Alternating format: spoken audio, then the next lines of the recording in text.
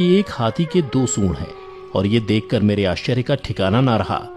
फिर अर्जुन ने बताया कि हे वासुदेव, मैंने एक पक्षी को देखा जिसके पंखों पर वेद की ऋचाएं लिखी हुई थीं। वह मरे हुए जानवर का मांस खा रहा था। फिर अर्जुन के बाद भीम ने भी श्री कृष्ण को बताया कि हे कृष्ण, मैंने देखा एक गाय ने बछड़े को जन्म दिया है, और जन्म के बाद वह बछड़े को इतना चाट रही है कि बछड़ा लहूलुहान हो गया, जिसे देखकर मैं हैरान हो गया। भला कोई माता अपने बच्चों के साथ ऐसा कर सकती है? उसके बाद श्री कृष्ण ने सहदेव से पूछा, सहदेव तुम बताओ, तुमने वन में क्या देखा? तब सहदेव श्री कृष्ण से बोले, हे वासुदेव, मैंने वन में देखा कि एक जगह 6-7 कुएं हैं, और आसपास के कुओं में पानी है, किंतु बीच का कुआं खाली है। बीच का कुआं गहरा है, फिर भी पानी नहीं है। यह देखकर मुझे घोर आश्चर्य हुआ कि ऐसा कैसे हो सकता है।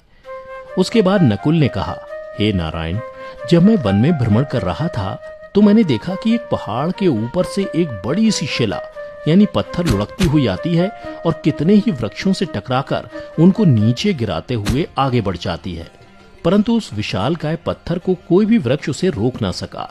इसके अलावा वह शिला कितनी ही अन्य शिलाओं के साथ टकराई, पर फिर भी वह रुकी नहीं। अंत में एक अत्यंत छोटे पौधे का स्पर्श होते ही वह स्थिर हो गई। फिर युधिष्ठिर श्री कृष्ण से बोले, हे वासुदेव, हम 5 भाइयों ने जो कुछ भी वन में देखा वो आपको बता दिया, कृपया कर इसका अर्थ बताइए। तब श्री कृष्ण ने युधिष्ठिर से कहा, हे धर्मराज, जैसा कि आपने कहा कि आपने 2 सूंड वाला हाथी देखा, जिसका यह अर्थ हुआ कि कलयुग में ऐसे लोगों का राज होगा जो बोलेंगे कुछ, करेंगे कुछ। कलयुग के शासक अपनी प्रजा की सभी तरह से शोषण करेंगे। उनके मन में कुछ और होगा और दिखावे के लिए कुछ और करेंगे। अर्थात कलयुग में शासकों के लिए आम लोगों का कोई महत्व नहीं होगा, वो बस राज करने के लिए शासक होंगे।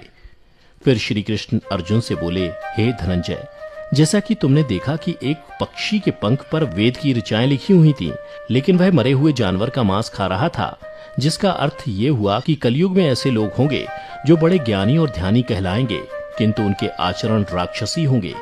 कलयुग में लोग पंडित और विद्वान कहलाएंगे, किंतु यह विचार चलता रहेगा कि कोई मरे और उसकी सारी संपत्ति उसके नाम हो जाए। अर्थात कलयुग के मनुष्य धन और संपत्ति के लोभी होंगे, भले ही उनके पास कितना ही ज्ञान क्यों ना हो। इसके अलावा हे अर्जुन, कलयुग में हर जाति धर्म के प्रमुख पद पर बैठे लोग विचार करेंगे कि कब कोई किसी पद से हटे और हम उस पर विराजमान हो जाएं। कलयुग में ऐसे लोगों की संख्या बहुतायत होगी, कोई कोई विरला ही संत पुरुष होगा। अर्जुन के बाद श्री कृष्ण भीम से बोले, हे गदाधर, जैसा कि तुमने देखा कि एक गाय अपने बछड़े को इतना चाटने लगी कि वो बछड़ा लहूलुहान हो गया, अर्थात कलयुग की माता अपनी संतानों पर इतनी ममता बरसाएंगी कि बच्चों को खुद का विकास करने का मौका ही नहीं मिलेगा, जिसके कारण मोह माया में पड़कर वे बर्बाद हो जाएंगे। इसके अलावा किसी का बेटा घर छोड़कर साधु बनेगा तो हजारों व्यक्ति दर्शन करेंगे, किंतु जब मनुष्य का अपना बेटा साधु बनेगा तो रोएंगे कि मेरे बेटे का क्या होगा। इतनी सारी ममता होगी कि उसे मोह माया और परिवार में ही बांध कर रखेंगे और उसका जीवन वहीं खत्म हो जाएगा। अंत में बेचारा अनाथ होकर मरेगा। भीम जब श्री कृष्ण के जवाब से संतुष्ट हो गए, तब भगवान श्री कृष्ण ने सहदेव से कहा, सहदेव, जैसा कि तुमने बताया कि तुमने वन में 5-7 भरे कुओं के बीच एक कुआं एकदम खाली देखा, जिसका अर्थ यह हुआ कि कलयुग में पैसे वाले अर्थात धनी लोग अपने पुत्र पुत्री के विवाह में या फिर आलीशान भवन बनाने में लाखों रुपए खर्च कर देंगे, परंतु उनके पड़ोस में ही यदि कोई भूखा प्यासा मर रहा होगा तो वह उसकी कोई सहायता नहीं करेंगे। भले ही उनका अपना ही सगा भूख से मर जाएगा, लेकिन वो देखते रहेंगे। इसके अलावा कलयुग में मनुष्य मदिरा, मांस, भक्षण, सुंदरता और व्यसन में पैसे उड़ा देंगे, किंतु किसी के 2 आंसू पूछने में उनकी रुचि ना होगी। हे सहदेव, मेरे कहने का तात्पर्य यह है कि कलयुग में अन्न के भंडार होंगे, लेकिन लोग भूख से मरेंगे। सामने महलों बंगलों में ऐशो आराम चल रहे होंगे, लेकिन पास की झोपड़ी में आदमी भूख से मर जाएगा। एक ही जगह पर असमानता अपने चरम पर होगी। श्री कृष्ण की बातें सुनकर सहदेव को सारी बातें समझ में आ गईं।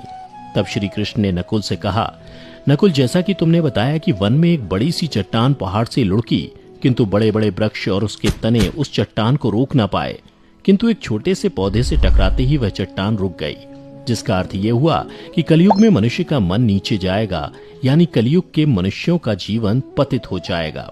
और ऐसे में मनुष्यों का जीवन धन की शिलाओं से नहीं रुकेगा, ना ही सत्ता के वृक्षों से रुकेगा, किंतु हरि नाम के एक छोटे से पौधे से, हरि कीर्तन के एक छोटे से पौधे से मनुष्य जीवन का पतन होना रुक जाएगा। अर्थात कलयुग में भी जो मनुष्य धन के लोभ को छोड़कर हरि नाम का जप करेगा, उसे कोई कष्ट नहीं होगा और मृत्यु के बाद उसे परमेश्वर अर्थात मेरे चरणों में जगह मिलेगी। तो मित्रों, आपने देखा होगा कि आज श्री कृष्ण द्वारा बताई गई ये सारी बातें सच में घटित हो रही हैं। इसलिए मनुष्यों को चाहिए कि कलयुग में वह धर्म का पालन करें और श्री हरि नाम का भजन करें, तो उसका जीवन सफल हो जाएगा। तो मित्रों, उम्मीद करता हूं कि आपको श्री कृष्ण द्वारा कलयुग के बारे में बताई गई ये कड़वी सच्चाई जरूर पसंद आई होगी।